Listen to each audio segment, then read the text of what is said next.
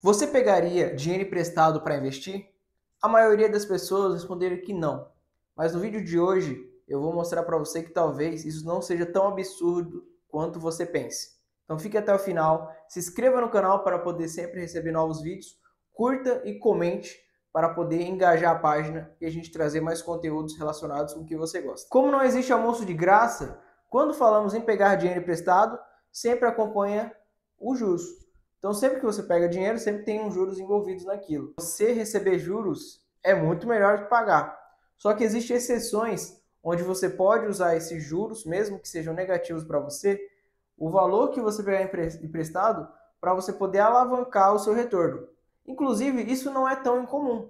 A maioria das empresas, para não dizer todas, elas são endividadas. Porque não dá para a empresa pagar os funcionários, renovar o estoque, investir em marketing, investir em novas tecnologias e ao mesmo tempo expandir.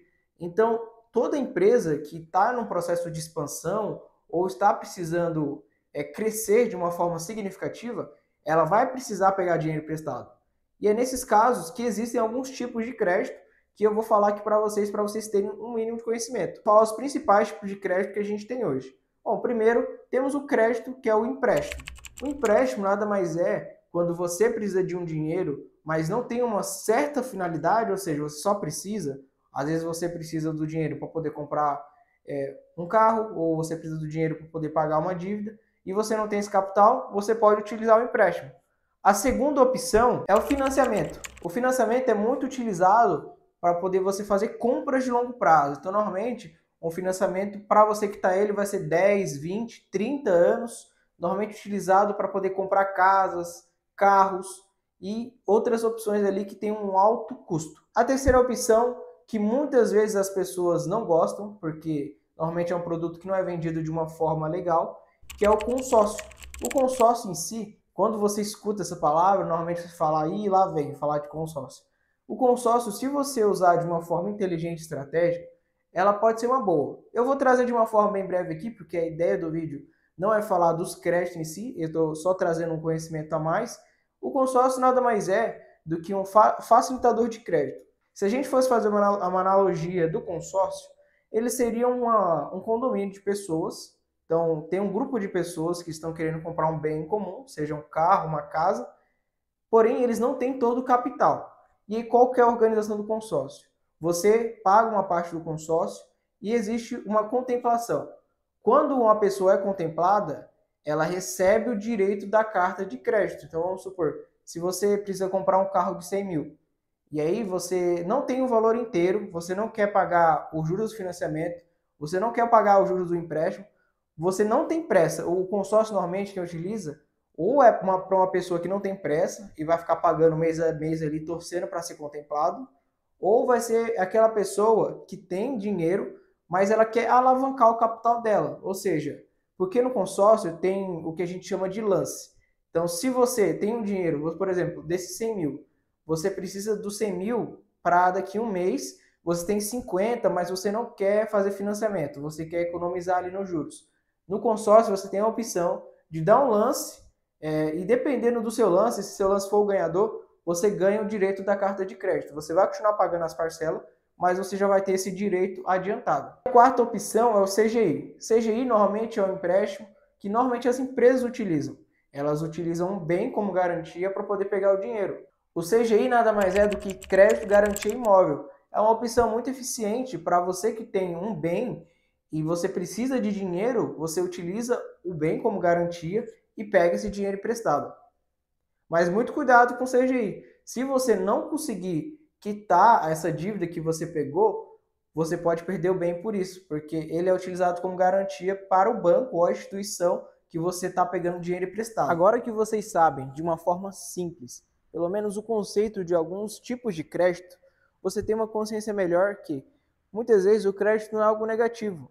Um exemplo disso é quando uma pessoa que não tem um capital suficiente para poder comprar uma casa ou um terreno, ela pega um empréstimo, ou ela pega um financiamento, ou um CGI, ou um consórcio, seja o que for, ela pega esse tipo de empréstimo e utiliza ele de uma forma que, por exemplo, um exemplo muito comum que a gente vê, inclusive aqui no escritório que eu trabalho, tem uma área específica para isso, onde o nosso time, a gente tem um time que é especializado na área de imóveis, eles analisam terrenos, analisam lugares que estão construindo ou até mesmo casas que já estão prontas, que têm uma tendência de valorização.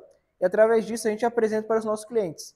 E onde tem um objetivo principal de ser um investimento. Porque muitas vezes, quando a gente fala de compra de imóveis, muitas pessoas ainda estão presas de imóveis que servem só para você morar. Porque hoje a gente está vendo uma tendência que muitas pessoas preferem adquirir imóveis para poder investir, porque é um bem imobilizado, né? Você consegue ver, você consegue tocar, não é que nem um ativo no mercado financeiro, que você não consegue ter esse tato que a gente tem no mercado imobiliário. Isso acaba tendo uma tendência, fazendo com que o mercado se valorize. E outro ponto que faz com que ele se valorize bastante é a questão que a terra, o lugar físico, ele é limitado. Claro que hoje, com a construção dos prédios, isso não se torna tão limitado, né? Porque antigamente as pessoas não tinham essa engenharia, essa arquitetura de construir para cima, né? Era tudo lateralizado. Então isso tornava muito mais escasso e muito mais caro o terreno. Hoje, com essa verticalização do mercado imobiliário, além dele gerar mais oportunidades, né, a gente vê como mais oportunidades, porque você consegue ter uma concentração maior de pessoas em determinados lugares, você também gera uma economia maior, um fluxo maior de pessoas numa determinada região. Isso é muito bom para o comércio local. Então, quando a gente fala de investimento, a gente não fica preso apenas em ativos financeiros, mas também esses ativos imobilizados, que muitas vezes você não tem o capital necessário para começar, mas através de ferramentas como consórcio, CGI, empréstimo, financiamento, você consegue se alavancar e começar a investir num mercado que tem a tendência de subir bastante. E a ideia do vídeo é realmente essa, te dar essa clareza que os investimentos não estão presos apenas nos mercados financeiros. Muitas vezes a sua avó ou o seu avô que tem essa mesma visão que você tem que comprar uma casa, você tem que comprar um terreno. Isso é algo positivo, porque esses ativos, eles são ativos que você pode usar para morar, você pode usar para poder alugar. Quando a gente fala de alugar, hoje, com o avanço da tecnologia, isso se tornou cada vez mais fácil. Muitos clientes nossos aqui do escritório utilizam, por exemplo, o Airbnb, que é uma forma de você rentabilizar de uma forma mais rápida, né, por final de semana, por dia, e você não tem aquele vínculo com uma pessoa apenas para que vai utilizar a sua propriedade. Então, se você escutou até aqui, eu espero que você tenha pegado essa visão que você pode pegar dinheiro emprestado se você tiver um propósito ali por trás, se você tiver um planejamento que vai te trazer um retorno maior, seja com uma casa, seja com um apartamento, seja com uma kitnet, que esses móveis você tem uma rentabilidade por trás. Claro, se você quiser morar também, é uma ferramenta muito importante, deixa de descapitalizar e você usa o dinheiro de terceiros, porque muitas vezes você tem os ativos financeiros, você tem o dinheiro investido, você quer comprar uma casa.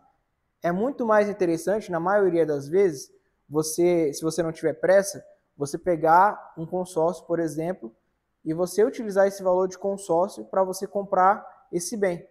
Em vez de você tirar todo o seu dinheiro de conta, pagar à vista e você ter que reconstruir tudo novamente na sua reserva financeira. E como vimos no vídeo de hoje, percebemos que a dívida ou ela vai ser uma âncora e você vai pegar dívida e ficar ancorado, estagnado onde você está, ou ela pode ser uma alavanca, porque você está utilizando o dinheiro de terceiros para você poder ter um retorno maior.